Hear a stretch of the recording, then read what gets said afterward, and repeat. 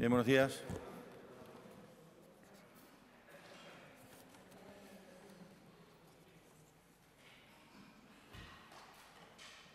Bueno, algunas de las cuestiones del Consejo de Gobierno, como la autorización para convocar a subvenciones a mancomunidades para el desarrollo, mejora y despliegue o ampliación de las redes de fibra óptica. En educación, una inversión conjunta de 2,7 millones de euros para la convocatoria de subvenciones destinadas a la realización de acciones formativas con compromiso de contratación dirigida a personas trabajadoras desempleadas. Otra para financiar prácticas no laborables en empresas y otra para becas y ayudas a personas trabajadoras desempleadas que participen en acciones formativas y prácticas profesionales no laborales. También la licitación del contrato para adquisición de maquinaria de obra pública para la conservación y mantenimiento de los caminos rurales. Y, por último, se ha autorizado la prórroga de 20 convenios con ayuntamientos para el funcionamiento de los servicios sociales de base. Hemos aprobado hoy un decreto-ley por el que se modifica la Ley 2/2002 de protección de la calidad del suministro eléctrico en Extremadura. En los últimos meses hemos tenido ratificación por parte de algunos alcaldes de una urgente necesidad para todo lo que tiene que ver con el suministro eléctrico en la Extremadura rural. Hay pueblos donde hay muchos problemas. Estoy hablando de La Parra, estoy hablando de Feria, estoy hablando de La Morera, estoy hablando de Salvatierra, estoy hablando de Nogales, estoy hablando de La Lapa. O sea, demasiados cortes en el suministro que nos llevan a entender que es precisamente y en el marco de la lucha contra la despoblación donde hay que tomar medidas y medidas urgentes. Esa es la razón por la que modificamos la Ley de la calidad del suministro eléctrico, que establecerá unos nuevos elementos relativos a los índices mínimos de calidad del servicio. Lo que hacemos es añadir a la ley actual unos nuevos parámetros para la medición de los índices mínimos de calidad en el suministro y, derivado de ello, que esos 41 municipios que, de haber existido este decreto-ley, este año lo habrían incumplido ya, puedan, a partir del año que viene, corregirse. Y esto sabéis que funciona por la vía de la inversión. Lo que hace la ley es que obliga a las empresas a invertir en aquellos municipios donde se produce un incumplimiento de esos mínimos de calidad del servicio. Y, al mismo tiempo, también, en el caso de que se mantenga el incumplimiento, pues el decreto introduce la posibilidad de que haya sanciones. Lo hacemos por el decreto-ley. Ayer se lo trasladamos al conjunto de los grupos parlamentarios para intentar resolverlo lo antes posible. Entra en vigor a partir del día de hoy, pero ya sabéis que tiene que ser ratificado en el plazo de un mes. Está viniendo el invierno muy cargado de agua y de viento y estos pueblos no pueden esperar. Esa es la razón de la urgencia en el decreto-ley y también algo que creo que nos tenemos que empezar a plantear. Hay que pasar de los dichos a los hechos. Y en la batalla contra la despoblación hay que empezar a tomar medidas que igualen por arriba y no que igualen por abajo. Es decir, que igualen en la calidad de elementos tan importantes para la economía y para la vida de las personas como es el suministro eléctrico, ¿no? Ya repito que 30.000 personas en Extremadura que viven en los 41 municipios que este año ya habrían incumplido por el nivel de incidencias que ha habido, pues tendríamos que tomar esta decisión que el Consejo de Gobierno ha tomado en el día de hoy y que permitirá que tan pronto como se publique entre en vigor. ¿Preguntas?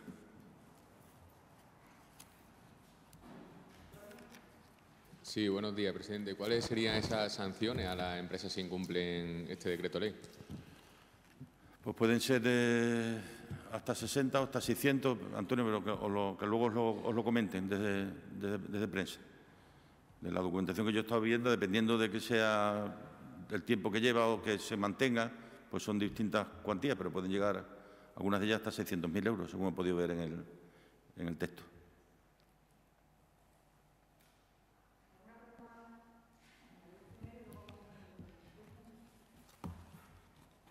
Sí, presidente, dos preguntas. En primer lugar, ¿cómo valora la decisión de Manuel Marchena de no presidir el Supremo ni el Tribunal Superior de Justicia de Extremadura? Y, en segundo lugar, mañana tiene lugar la cumbre hispanolusa en Valladolid. No sé si ha trasladado algunas propuestas desde Extremadura para que el presidente del Gobierno, el Gobierno central en este caso, las tenga en cuenta de cara a esa cita. Respecto a la primera, me parece un acto de coherencia por parte del actual presidente de la Sala Segunda y además devuelve el partido al minuto 1, lo cual yo creo que es bueno para la justicia, ¿no? Una cosa es que el presidente se elija en el Parlamento, se elija en el Consejo del Poder Judicial a través de consejeros que son elegidos en el Congreso y en el Senado, y yo creo que esto devuelve al minuto 1. Y bien haríamos, bien se haría en no volver a repetir la jugada en las mismas condiciones, ¿no? Entre otras razones porque le quita credibilidad a lo que significa la elección del presidente del Tribunal Supremo, que sabéis que lo es también del Consejo General del Poder Judicial. La otra era relativa a... sí. Hemos participado en la preparación, ¿no? Hemos tenido participación activa en la preparación de la misma, por dos vías. Una, porque hemos estado en las reuniones preparatorias, fundamentalmente la que se celebró hace unas semanas en Sevilla, por la parte española, para preparar los asuntos. Obviamente hemos mandado un paquete de asuntos, que supongo que muchos de ellos irán a la cumbre, y luego porque uno de los que ha estado preparando la cumbre es Nacho Sánchez Amor, secretario de Cooperación Territorial, y que ha estado manteniendo a lo largo de estos tiempos muchos contactos con determinados niveles de la Junta de Extremadura para preparar la documentación de todo aquello que nos afecta, ¿no? Yo entiendo que el Gobierno de España y el Gobierno de Portugal se reúnan sin los presidentes autonómicos. Me hubiera gustado que hubiéramos estado presentes. Rajoy en su día lo suprimió y yo ya dije que creo necesario, puesto que tenemos una estructura administrativa en que gran parte de las cosas que se van a llevar allí dependen de las comunidades autónomas. Pero, en fin, en cualquier caso, para estar de igual a igual los dos países, y como quiera que Portugal no tiene comunidades autónomas, pues se ha decidido que sea así. Por mi parte, a mí me siento perfectamente representado allí por el Gobierno de España, ¿no? Sí, las que conocemos, van los temas ferroviarios, va la cuestión de carreteras, van los temas que tienen que ver con incendios, en fin, todo lo que ya es conocido, ¿no? Sí, presidente, sí. Vale. En el aire está la posibilidad de hacer unir las elecciones generales con las autonómicas y municipales, como directamente afectado, ¿cómo lo observa? Es una potestad que tiene el presidente del Gobierno. Los presidentes solo tenemos dos potestades nuestras. Una es esa y otra es convocar elecciones. Una es convocar elecciones y otra es elegir al Gobierno, ¿no? Por lo tanto, es la potestad que tiene el presidente, ¿no? Otra cosa es que yo desearía que no fuera así. Creo que las elecciones, pero no por nosotros, por el bien del país. Es decir, yo creo que las elecciones generales no deben verse contaminadas por ninguna otra. No porque crea que a mí me va a venir mejor o peor. Cuando de lo que hablamos de los intereses generales de este país, los nuestros están por detrás. Están primero los intereses generales de este país, los personales, digo, que están por detrás, ¿no? Pero yo prefería que no fuera así. Creo que las elecciones generales tienen que celebrarse solas, porque el Gobierno, la decisión sobre quién gobierne nuestro país no debe verse contaminada por ninguna otra, ni por lo que ocurra en Europa, ni lo que ocurre en las comunidades, ni lo que ocurra en los municipios, ¿no? O sea, que no es que yo tenga temor a que pueda afectar a unas elecciones autonómicas, es porque creo que es bueno para España que las elecciones generales se celebren solas. Quería ahondar un poquito más en la pregunta que ha hecho la compañera. El presidente Sánchez acaba de decir hace un ratito que sin presupuestos, literalmente, se acorta su vocación de llegar hasta el final de la legislatura. Sí, parece lógico. Parece lógico.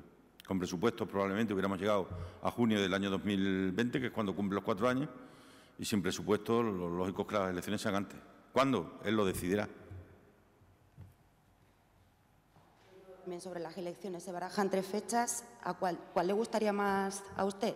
¿Marzo, el 26 de mayo, el posible superdomingo o otoño? Es irrelevante lo que a mí me guste, absolutamente irrelevante. Él decidirá lo que tenga que decir. A mí me parecería mejor, pero no dejo de ser un españolito más, que fueran en otoño.